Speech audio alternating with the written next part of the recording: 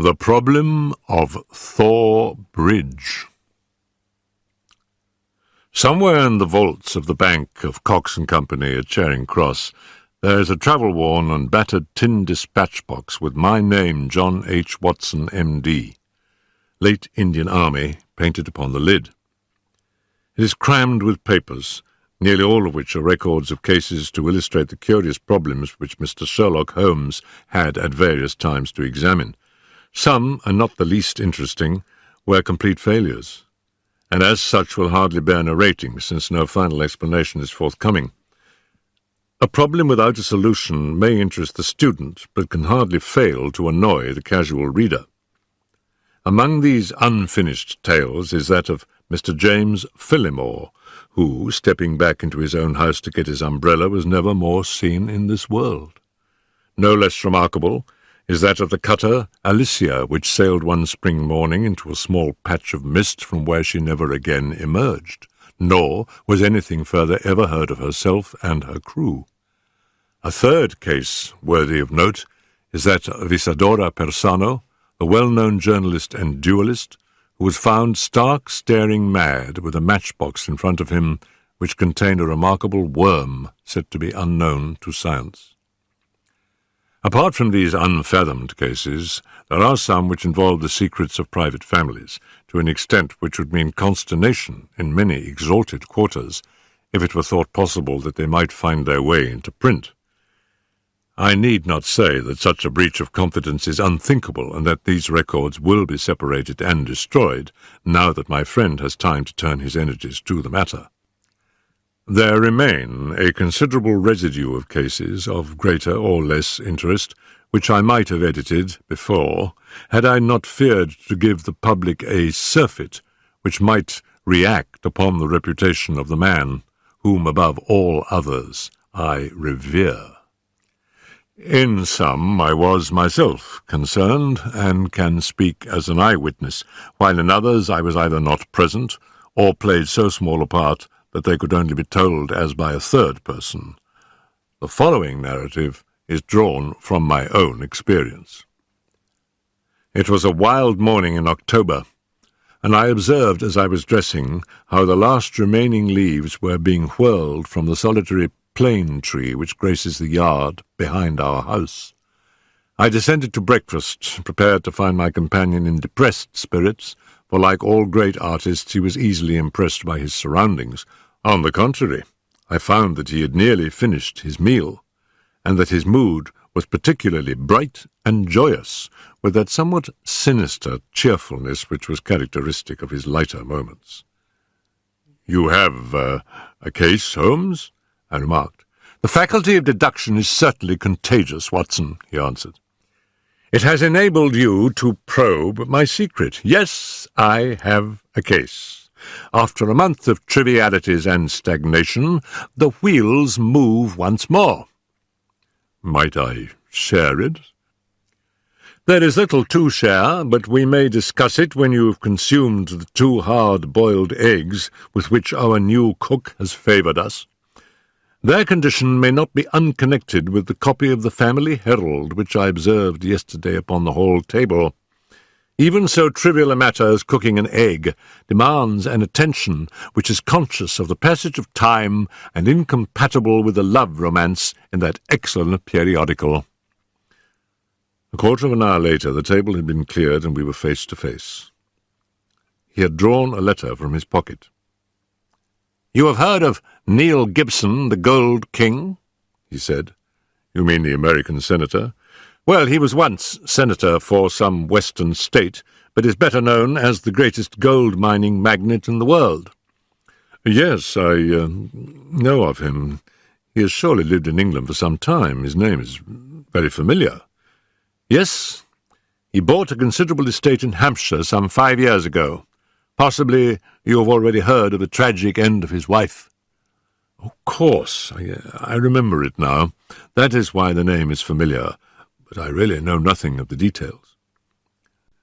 Holmes waved his hand towards some papers on a chair. "I had no idea that the case was coming my way, or I should have had my extracts ready," said he. "The fact is that the problem, though exceedingly sensational, appeared to present no difficulty. The interesting personality of the accused does not obscure the clearness of the evidence.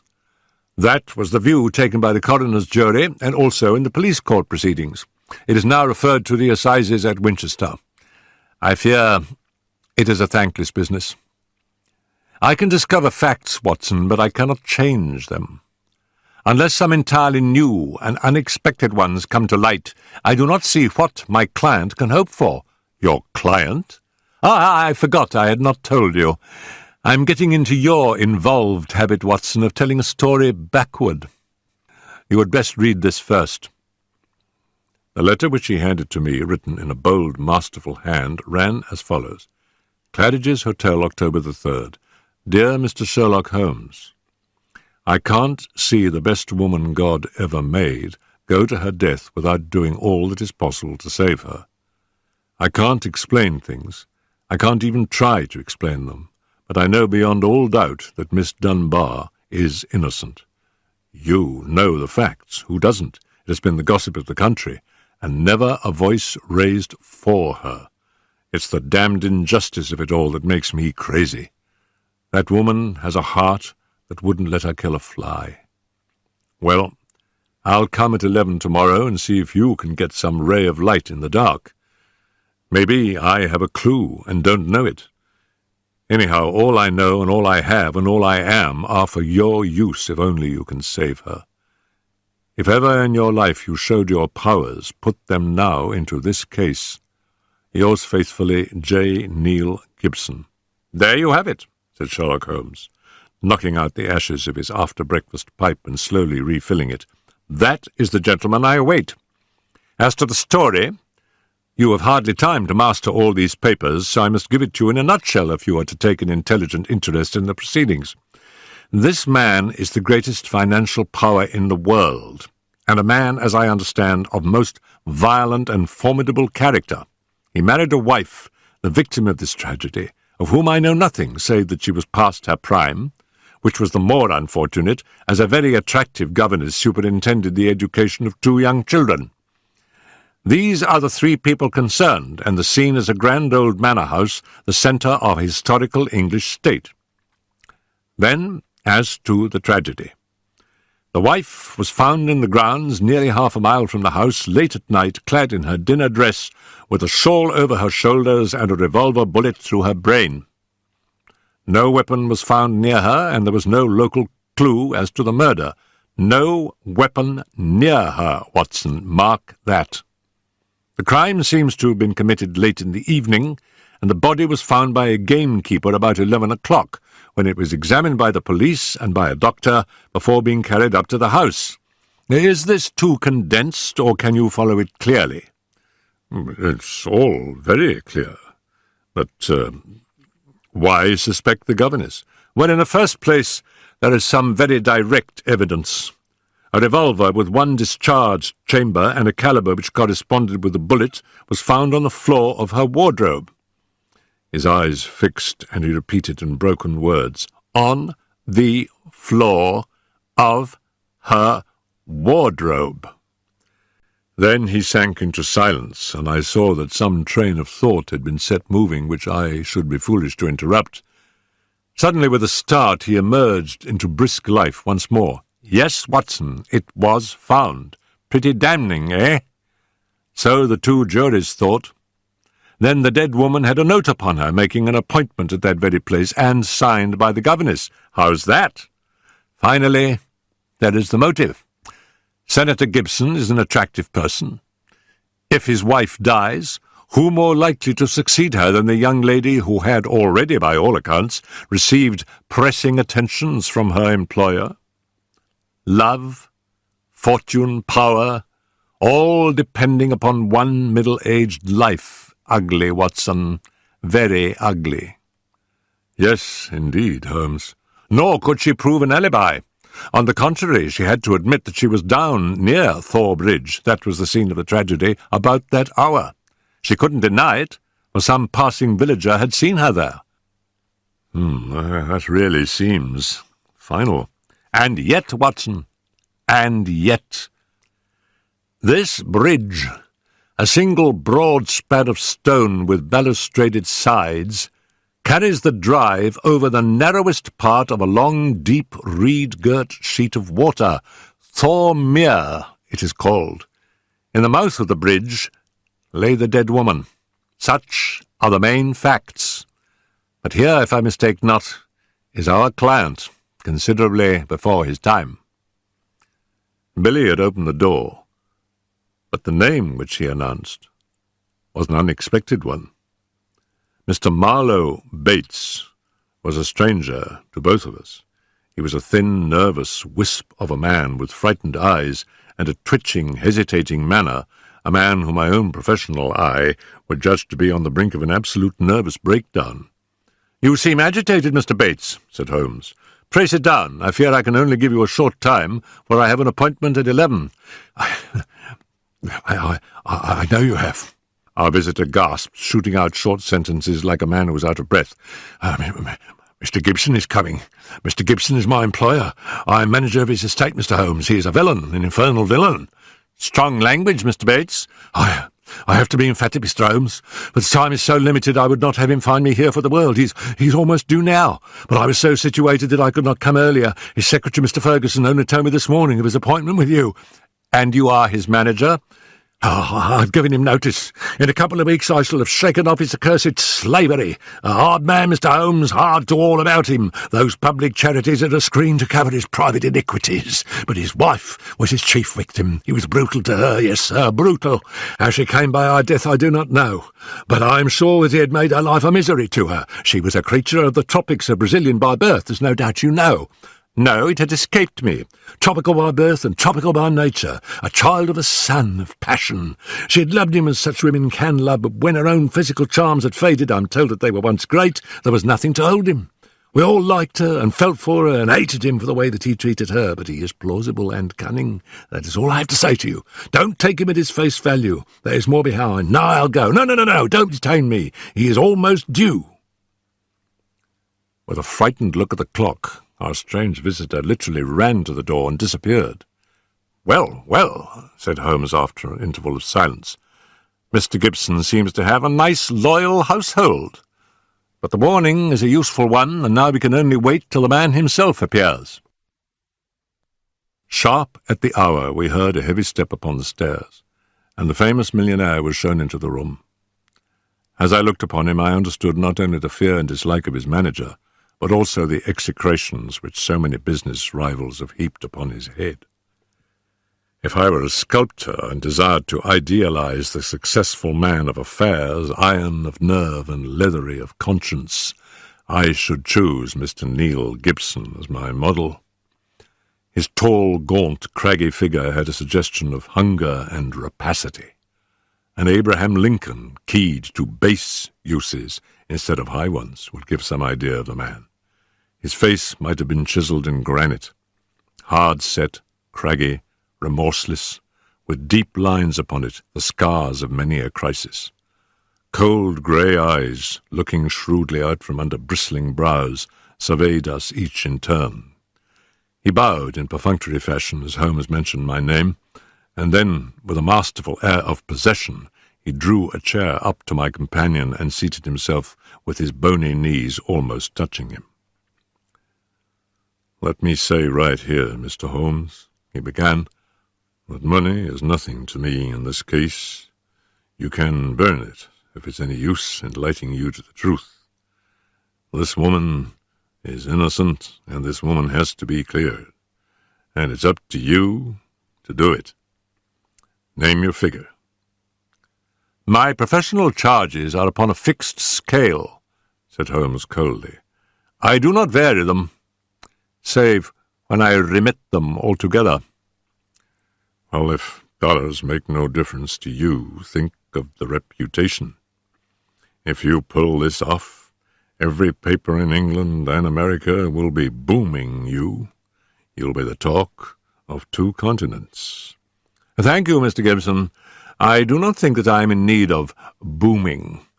It may surprise you to know that I prefer to work anonymously, and that it is the problem itself which attracts me. But we are wasting time. Let us get down to the facts." I think that you will find all the main ones in the press reports. I don't know that I can add anything which will help you, but if there is anything you would wish more light upon, well, I am here to give it. Well, there is just one point. What is it? What were the exact relations between you and Miss Dunbar? The Gold King gave a violent start and half rose from his chair. Then his massive calm came back to him. I suppose you are within your rights and may be doing your duty in asking such a question, Mr. Holmes. We will agree to suppose so, said Holmes.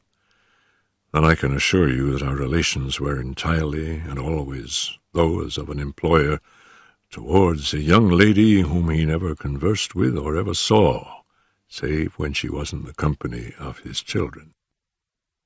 Holmes rose from his chair. I'm a rather busy man, Mr. Gibson, said he, and I have no time or taste for aimless conversations. I wish you good morning. Our visitor had risen also, and his great loose figure towered above Holmes. There was an angry gleam from under those bristling brows, and a tinge of colour in the sallow cheeks. What the devil do you mean by this, Mr. Holmes? Do you dismiss my case? Well, Mr. Gibson, at least I dismiss you. I should have thought my words were plain. Plain enough. But what's at the back of it? Raising the price on me, or afraid to tackle it, or what? I have a right to a plain answer. Well, perhaps you have, said Holmes. I'll give you one. This case is quite sufficiently complicated to start with without the further difficulty of false information. Meaning that I lie? Well, I was trying to express it as delicately as I could, but if you insist upon the word, I will not contradict you. I sprang to my feet, for the expression upon the millionaire's face was fiendish in its intensity, and he had raised his great knotted fist. Holmes smiled languidly, and reached his hand out for his pipe. Don't be noisy, Mr. Gibson. I find that after breakfast even the smallest argument is unsettling. I suggest that a stroll in the morning air and a little quiet thought will be greatly to your advantage. With an effort, the Gold King mastered his fury. I could not but admire him, for by a supreme self-command he had turned in a minute from a hot flame of anger to a frigid and contemptuous indifference. Well, it's your choice. I guess you know how to run your own business. I can't make you touch the case against your will. You've done yourself no good this morning, Mr. Holmes, for I have broken stronger men than you. No man ever crossed me, and was the better for it. So many have said so, and yet here I am, said Holmes, smiling. Well, good morning, Mr. Gibson. You have a good deal yet to learn. Our visitor made a noisy exit, but Holmes smoked in imperturbable silence with dreamy eyes fixed upon the ceiling. Any views, Watson? He asked at last. Well, Holmes, I must confess that when I consider that this is a man who would certainly brush any obstacle from his path, and when I remember that his wife may have been an obstacle and an object of dislike, as that man Bates plainly told us, it does seem to me exactly, and to me also, that what were his relations with the governess, and how did you discover them? Bluff, Watson, bluff. When I considered the passionate, unconventional, unbusinesslike tone of his letter, and contrasted it with his self-contained manner and appearance, it was pretty clear that there was some deep emotion which centred upon the accused woman rather than upon the victim. We've got to understand the exact relations of those three people if we are to reach the truth. You saw the frontal attack which I made upon him, and how imperturbably he received it. Then I bluffed him by giving him the impression that I was absolutely certain, when in reality I was only extremely suspicious. Perhaps he will come back. Oh, he's sure to come back. He must come back. He can't leave it where it is. Ah, isn't that a ring? Yes, there is his footstep. Well, Mr. Gibson, I was just saying to Dr. Watson that you were somewhat overdue." The Gold King had re-entered the room in a more chastened mood than he had left it. His wounded pride still showed in his resentful eyes, but his common sense had shown him that he must yield if he would attain his end. "I've been thinking it over, Mr. Holmes, and I feel that I have been hasty in taking your remarks amiss. You are justified in getting down to the facts, whatever they may be, and I think the more of you for it.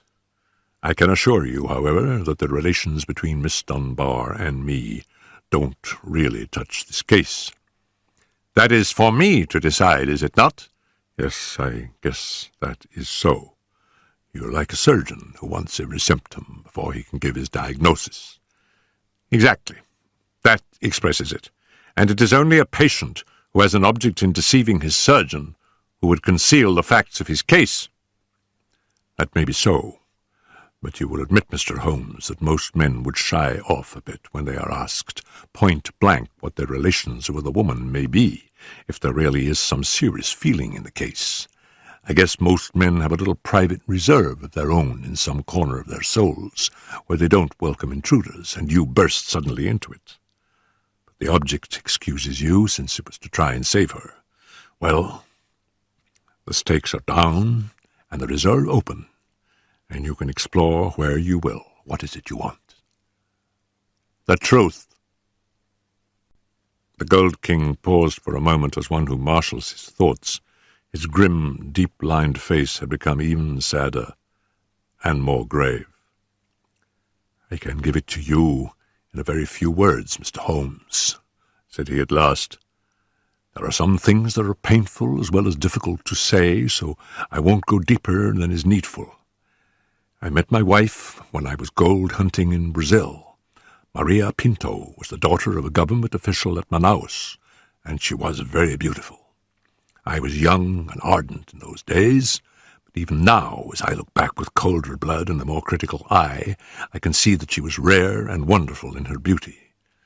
It was a deep, rich nature, too, passionate, wholehearted, tropical, ill-balanced, very different from the American women whom I had known.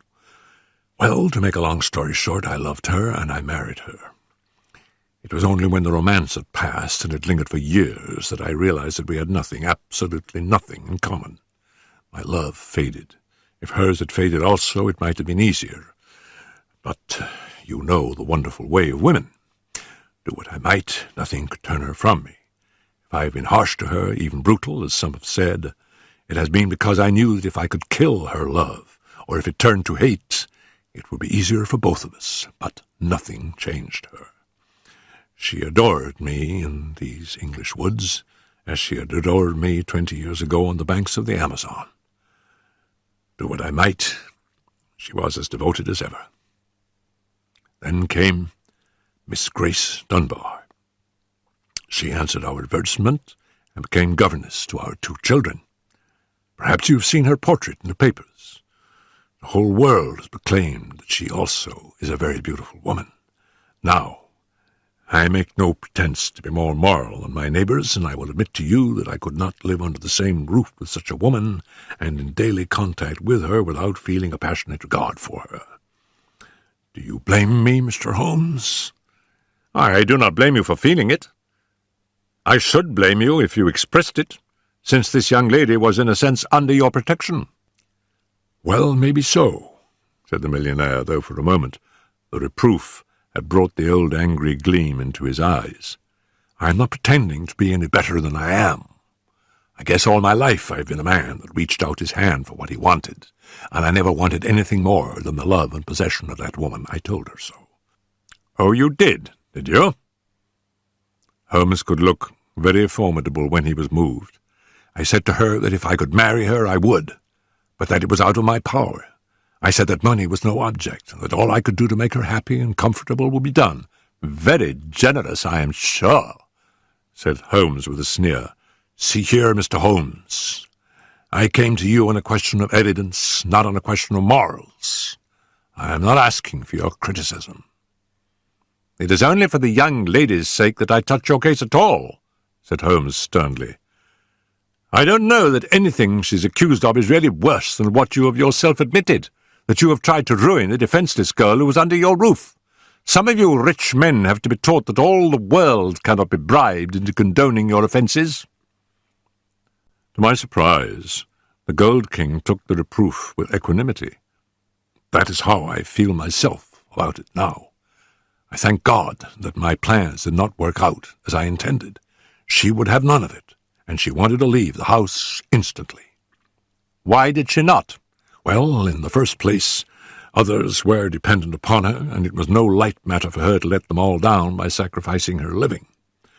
When I had sworn, as I did, that she should never be molested again, she consented to remain. But there was another reason. She knew the influence she had over me, and that it was stronger than any other influence in the world. She wanted to use it for good. How? Well, she knew something of my affairs. They are large, Mr. Holmes, large beyond the belief of an ordinary man. I can make or break, and it is usually break. It wasn't individuals only, it was communities, cities, even nations. Business is a hard game, and the weak go to the wall. I played the game for all it was worth. I never squealed myself, and I never cared if the other fellow squealed. But she saw it different. I guess she was right.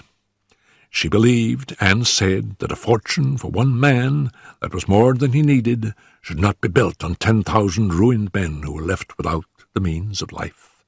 That was how she saw it, and I guess she could see past the dollars to something that was more lasting.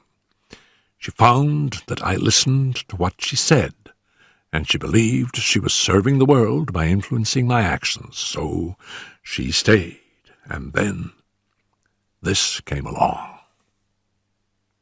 Can you throw any light upon that? The Gold King paused for a minute or more, his head sunk in his hands, lost in deep thought. It's very black against her, I can't deny that. And women lead an inward life and may do things beyond the judgment of a man.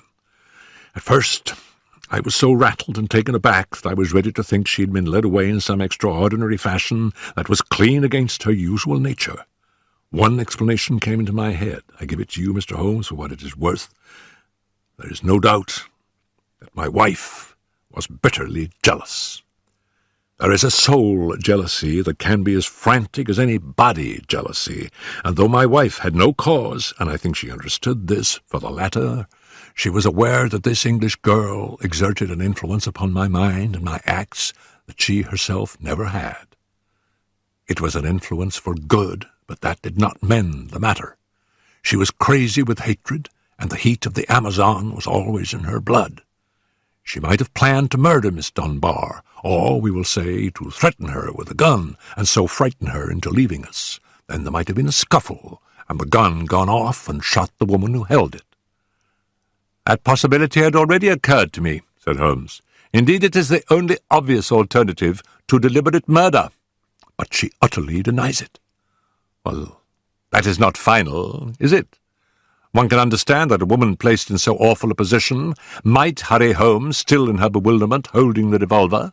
She might even throw it down among her clothes, hardly knowing what she was doing, and when it was found she might try to lie her way out by a total denial, since all explanation was impossible. What is against such a supposition? Miss Dunbar herself. Well, perhaps. Holmes looked at his watch. I have no doubt we can get the necessary permits this morning and reach Winchester by the evening train.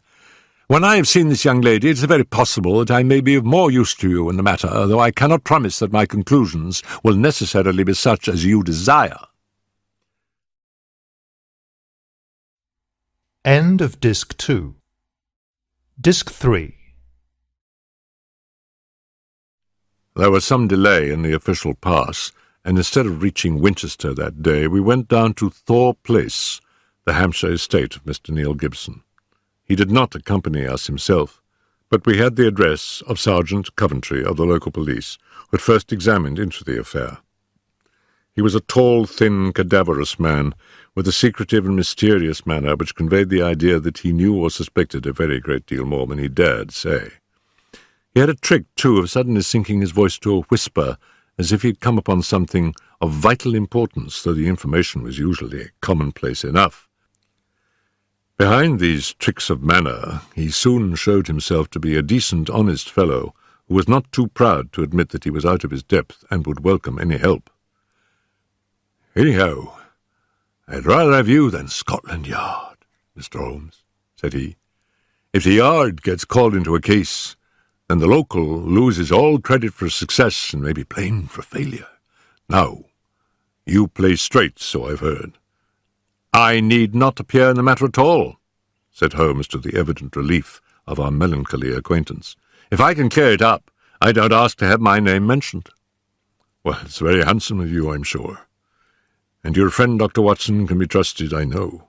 Now, Mr. Holmes, as we walk down to the police, there's one question I would like to ask you. I breathe it to no soul but you." He looked around as though he hardly dare utter the words. "Don't you think there might be a case against Mr. Neil Gibson himself?" "I have been considering that." "You've not seen Miss Dunbar. She's a wonderful fine woman in every way. He may well have wished his wife out of the road. And these Americans are readier with pistols than our folk are. It was his pistol, you know." "Was that clearly made out?" "Yes, sir. It was one of a pair that he had." "One of a pair? Where's the other?" "Well, the gentleman has a lot of firearms of one sort or another. We never quite matched that particular pistol, but the box was made for two." "If it was one of a pair, you should surely be able to match it." "Well, we have them all laid out at the house, if you would care to look them over." "Later, perhaps. I think we will walk down together and have a look at the scene of the tragedy." This conversation had taken place in the little front room of Sergeant Coventry's humble cottage, which served as the local police station. A walk of half a mile or so across a wind-swept heath, all gold and bronze with the fading ferns, brought us to a side gate opening into the grounds of the Thor Place estate. A path led us through the pheasant preserves, and then from a clearing we saw the widespread, half-timbered house, half Tudor and half Georgian, upon the crest of the hill. Beside us there was a long, reedy pool, constricted in the centre, where the main carriage drive passed over a stone bridge, but swelling into small lakes on either side. Our guide paused at the mouth of this bridge, and he pointed to the ground. "That was where Mrs. Gibson's body lay. I marked it by that stone." "I understand that you were there before it was moved." "Yes, they sent for me at once." "Who did?" "Mr. Gibson himself. The moment the alarm was given and he had rushed down with others from the house, he insisted that nothing should be moved until the police should arrive." "That was sensible. I gathered from the newspaper report that the shot was fired from close quarters." "Yes, sir, very close." "Near the right temple?"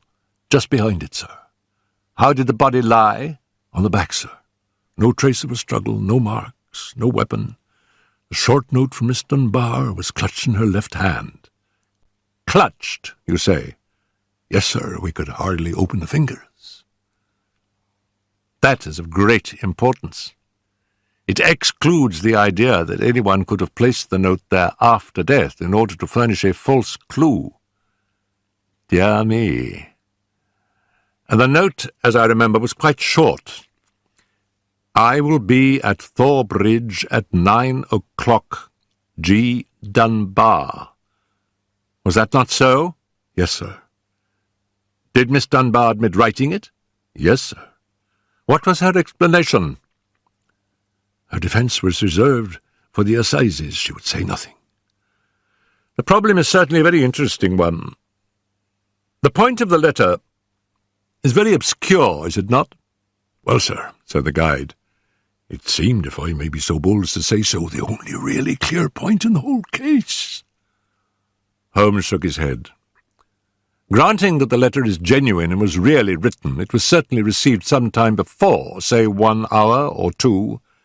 Why then was this lady still clasping it in her left hand? Why should she carry it so carefully? She did not need to refer to it in the interview. Does it not seem remarkable?" "Well, sir, as you put it, perhaps it does." "I think I should like to sit quietly for a few minutes and think it out." He seated himself upon the stone ledge of the bridge, and I could see his quick grey eyes darting their questioning glances in every direction. Suddenly, he sprang up again and ran across to the opposite parapet, whipped his lens from his pocket and began to examine the stonework. "This is curious," said he. "Yes, sir, we saw the chip on the ledge. I expect it's been done by some passer-by." The stonework was grey, but at this one point it showed white for a space not larger than a sixpence. When examined closely, one could see that the surface was chipped, as by a sharp blow. "Took some violence to do that," said Holmes thoughtfully. With his cane he struck the ledge several times without leaving a mark. "Yes, it was a hard knock. In a curious place, too. It was not from above, but from below, for you see that it is on the lower edge of the parapet." "But it is at least 15 feet from the body." "Yes, it is 15 feet from the body. It may have nothing to do with the matter, but it is a point worth noting. I do not think that we have anything more to learn here. There were no footsteps, you say?" "The ground was iron hard, sir. There were no traces at all." "Then we can go. We will go up to the house first and look over these weapons of which you speak. Then we shall get on to Winchester, for I should desire to see Miss Dunbar before we go farther." Mr. Neil Gibson had not returned from town, but we saw in the house the neurotic Mr. Bates, who had called upon us in the morning. He showed us, with a sinister relish, the formidable array of firearms of various shapes and sizes, which his employer had accumulated in the course of an adventurous life. "Mr. Gibson has his enemies, as anyone would expect who knew him and his methods," said he. "He sleeps with a loaded revolver in the drawer beside his bed. He is a man of violence, sir, and there are times when all of us are afraid of him. I'm sure that the poor lady who was passed was often terrified." "Did you ever witness physical violence towards her?" "No, I cannot say that, but I've heard words which were nearly as bad, words of cold, cutting contempt, even before the servants." "Our millionaire does not seem to shine in private life," remarked Holmes as we made our way to the station. "Well, Watson, we have come on a good many facts, some of them new ones, and yet I seem some way from my conclusion. In spite of the very evident dislike which Mr. Bates has to his employer, I gather from him that when the alarm came he was undoubtedly in his library. Dinner was over at 8:30 and all was normal up to then. It is true that the alarm was somewhat late in the evening, but the tragedy certainly occurred about the hour named in the note. There is no evidence at all that Mr. Gibson had been out of doors since his return from town at 5 o'clock. On the other hand, Miss Dunbar, as I understand it, admits that she had made an appointment to meet Mrs. Gibson at the bridge. Beyond this she would say nothing, as her lawyer had advised her to reserve her defence. We have several very vital questions to ask that young lady, and my mind will not be easy until we have seen her. I must confess that the case would seem to be very black against her, if it were not for one thing." "And what is that, Holmes?" "The finding of the pistol in her wardrobe." Dear me, Holmes," I cried. "That seemed to me the most damning incident of all." "Not so, Watson. It had struck me, even at my first perfunctory reading, as very strange, and now that I'm in closer touch with the case, it is my only firm ground for hope. We must look for consistency. Where there is a want of it, we must suspect deception." "I hardly follow you." "Well now, Watson, suppose for a moment that we visualize you in the character of a woman who, in a cold, premeditated fashion, is about to get rid of a rival. You have planned it. A note has been written. The victim has come. You have your weapon. The crime is done. It has been workmanlike and complete. Do you tell me that after carrying out so crafty a crime, you would now ruin your reputation as a criminal by forgetting to fling your weapon into those adjacent reed beds which would forever cover it, but you must needs carry it carefully home and put it in your own wardrobe, the very first place that would be searched? Your best friends would hardly call you a schemer, Watson, and yet I could not picture you doing anything so crude as that." "Well, in the excitement of the moment—" No, Watson. I will not admit that it is possible. Where a crime is coolly premeditated, then the means of covering it are coolly premeditated also. I hope, therefore, that we are in the presence of a serious misconception." "But there is so much to explain." "Well, we shall set about explaining it.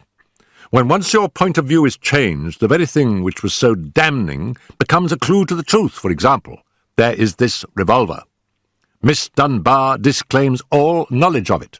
On our new theory, she is speaking truth when she says so. Therefore, it was placed in her wardrobe. Who placed it there?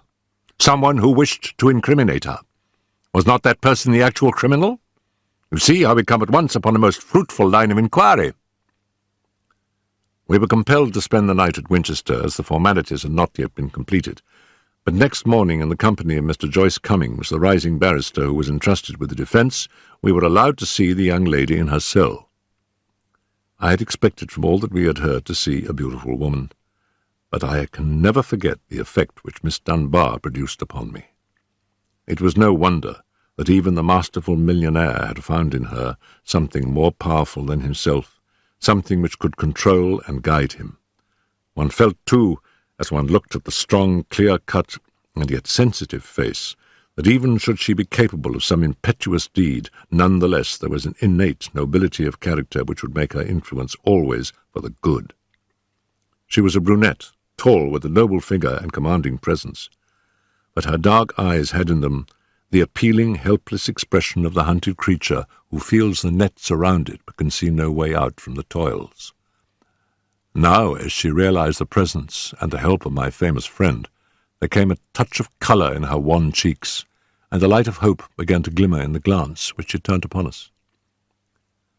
"Perhaps Mr. Neil Gibson has told you something of what occurred between us?" she asked in a low, agitated voice. "Yes," Holmes answered. "You need not pain yourself by entering into that part of the story. After seeing you, I am prepared to accept Mr. Gibson's statement both as to the influence which you had over him and as to the innocence of your relations with him. But why was the whole situation not brought out in court?" It seemed to me incredible that such a charge could be sustained. I thought that if we waited, the whole thing must clear itself up without our being compelled to enter into painful details of the inner life of the family. But I understand that far from clearing, it has become even more serious. "My dear young lady," cried Holmes earnestly, "I beg you to have no illusions upon the point.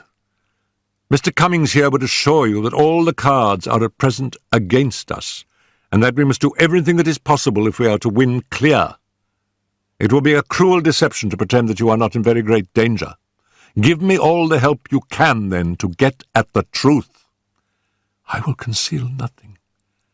"Tell us, then, of your true relations with Mr. Gibson's wife."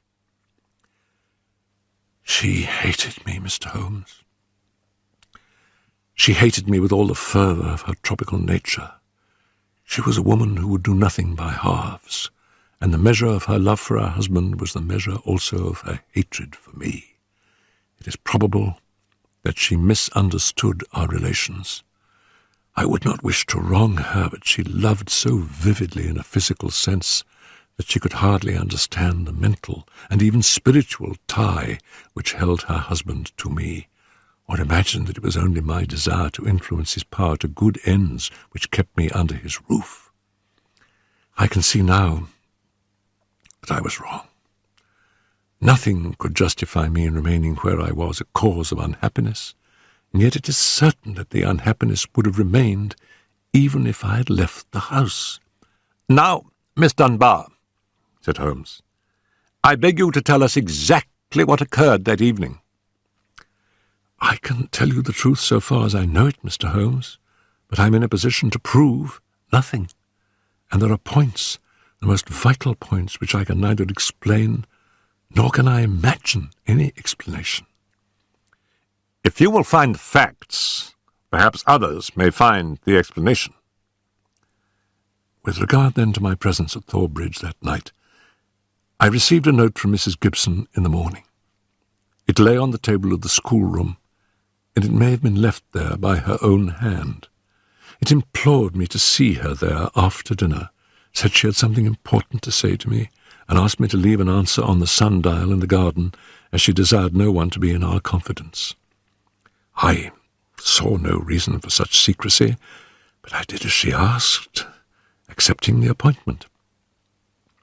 She asked me to destroy her note, and I burned it in the schoolroom grate. She was very much afraid of her husband, who treated her with a harshness for which I frequently reproached him, and I could only imagine that she acted in this way because she did not wish him to know of our interview. Yet she kept your reply very carefully. Yes, I was surprised to hear that she had it in her hand when she died. Well, what happened then? I went down as I had promised. When I reached the bridge, she was waiting for me. Never did I realize till that moment how this poor creature hated me. She was like a mad woman. Indeed, I think she was a mad woman, subtly mad with the deep-powered reception which insane people may have. How else could she have met me with unconcern every day, and yet had so raging a hatred of me in her heart? I will not say what she said. She poured her whole wild fury out in burning and horrible words. I did not even answer. I could not. It was dreadful to see her. I put my hands to my ears and rushed away. When I left her, she was standing, still shrieking out her curses at me in the mouth of the bridge. Where she was afterwards found? Within a few yards from the spot. And yet, presuming that she met her death shortly after you left her, you heard no shot? Oh, I heard nothing. But indeed, Mr. Holmes, I was so agitated and horrified by this terrible outbreak that I rushed to get back to the peace of my own room, and I was incapable of noticing anything which happened. You say that you returned to your room. Did you leave it again before next morning? Yes, when the alarm came that the poor creature had met her death, I ran out with the others. Did you see Mr. Gibson? Yes, he had just returned from the bridge when I saw him. He had sent for the doctor and the police. Did he seem to you much perturbed? Mr. Gibson is a very strong, self-contained man. I do not think that he would ever show his emotions on the surface. But I, who knew him so well, could see that he was deeply concerned.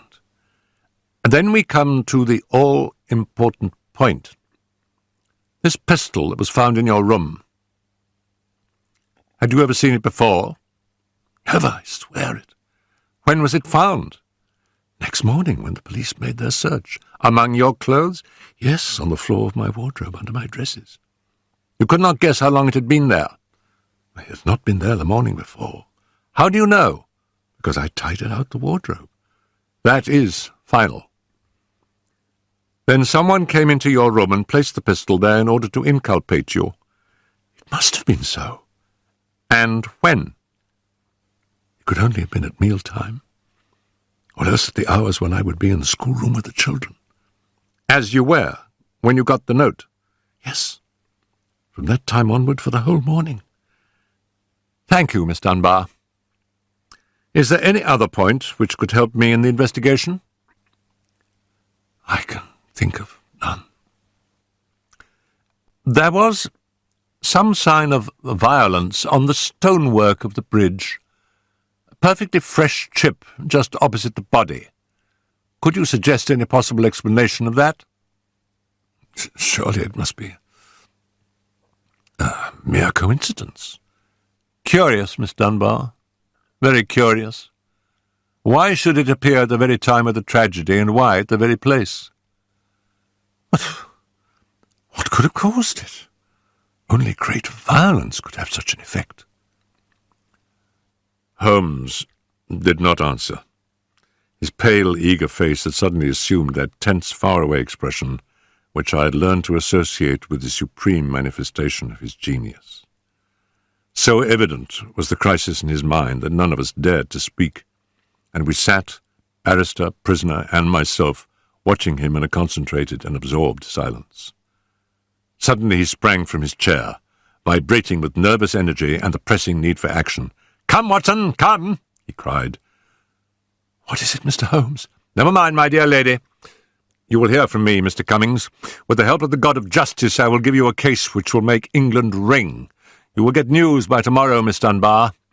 and meanwhile take my assurance that the clouds are lifting, and that I have every hope that the light of truth is breaking through." It was not a long journey from Winchester to Thor Place, but it was long to me in my impatience, while for Holmes it was evident that it seemed endless. For in his nervous restlessness he could not sit still, but paced the carriage or drummed with his long, sensitive fingers upon the cushions beside him. Suddenly, however, as we neared our destination, he seated himself opposite to me. We had a first-class carriage to ourselves, and laying a hand upon each of my knees, he looked into my eyes with the peculiarly mischievous gaze which was characteristic of his more imp-like moods. "Watson," said he, "I have some recollection that you go armed upon these excursions of ours." It was as well for him that I did so, for he took little care for his own safety when his mind was once absorbed by a problem, so that more than once my revolver had been a good friend in need. I reminded him of the fact. Yes, I am a little absent-minded in such matters, but have you your revolver on you?" I produced it from my hip pocket. A short, handy, but very serviceable little weapon.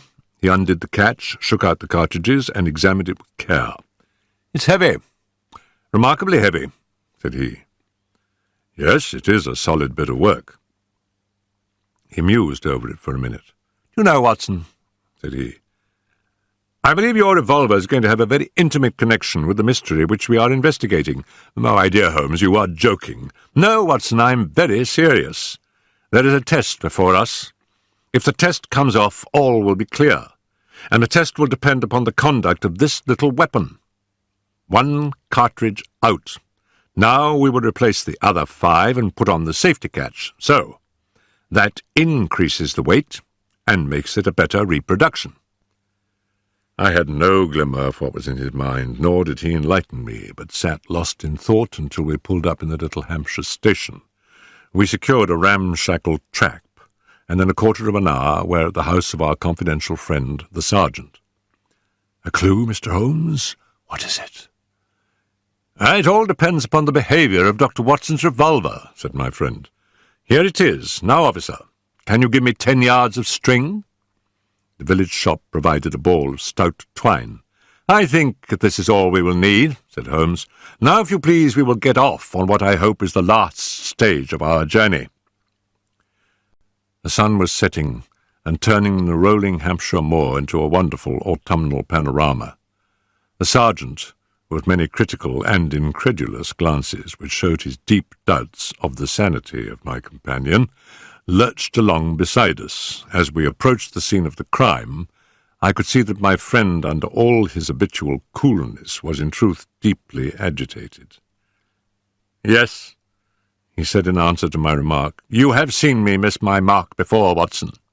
I have an instinct for such things, and yet it has sometimes played me false.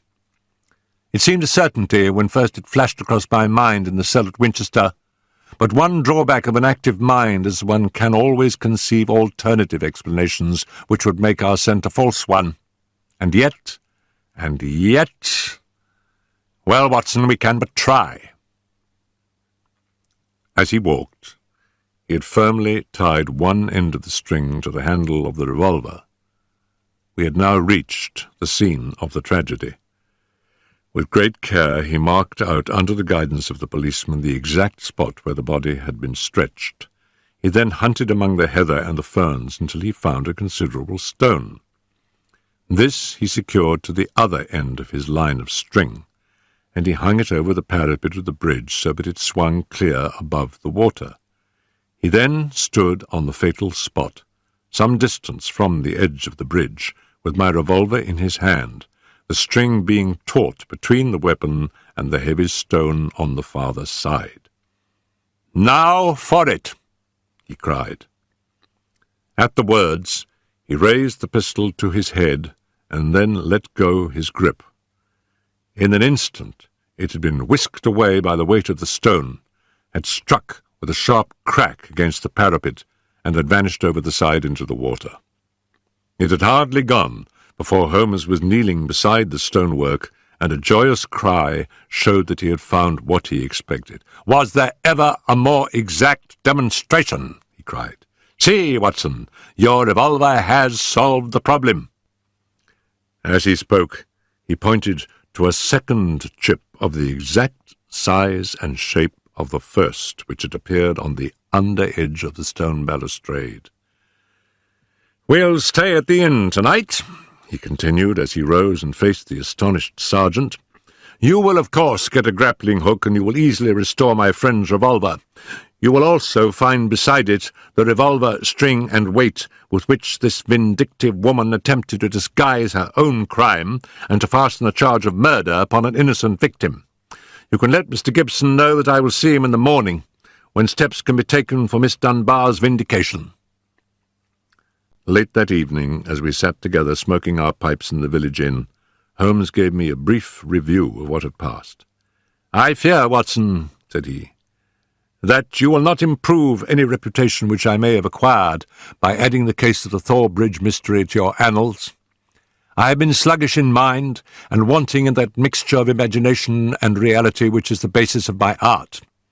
I confess that the chip in the stonework was a sufficient clue to suggest the true solution, and that I blame myself for not having attained it sooner. It must be admitted that the workings of this unhappy woman's mind were deep and subtle, so that it was no very simple matter to unravel her plot.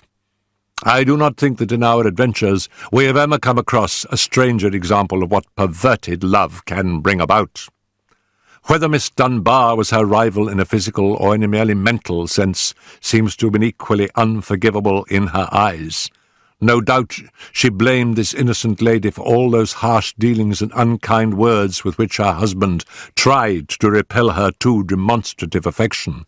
Her first resolution was to end her own life. Her second was to do it in such a way as to involve her victim in a fate which was worse far than any sudden death could be. We can follow the various steps quite clearly, and they show a remarkable subtlety of mind. A note was extracted very cleverly from Miss Dunbar, which would make it appear that she had chosen the scene of the crime. In her anxiety that it should be discovered, she somewhat overdid it by holding it in her hand to the last. This alone should have excited my suspicions earlier than it did. Then she took one of her husband's revolvers. There was, as you saw, an arsenal in the house, and kept it for her own use. A similar one she concealed that morning in Miss Dunbar's wardrobe after discharging one barrel, which she could easily do in the woods without attracting attention. She then went down to the bridge where she had contrived this exceedingly ingenious method for getting rid of her weapon. When Miss Dunbar appeared, she used her last breath in pouring out her hatred, and then when she was out of hearing carried out her terrible purpose. Every link is now in its place, and the chain is complete. The papers may ask why the mere was not dragged in the first instance, but it is easy to be wise after the event, and in any case, the expanse of a reed-filled lake is no easy matter to drag unless you have a clear perception of what you are looking for and where. Well, Watson, we have helped a remarkable woman, and also a formidable man. Should they in the future join their forces, as seems not unlikely, the financial world may find that Mr. Neil Gibson has learned something in that schoolroom of sorrow where our earthly lessons are taught.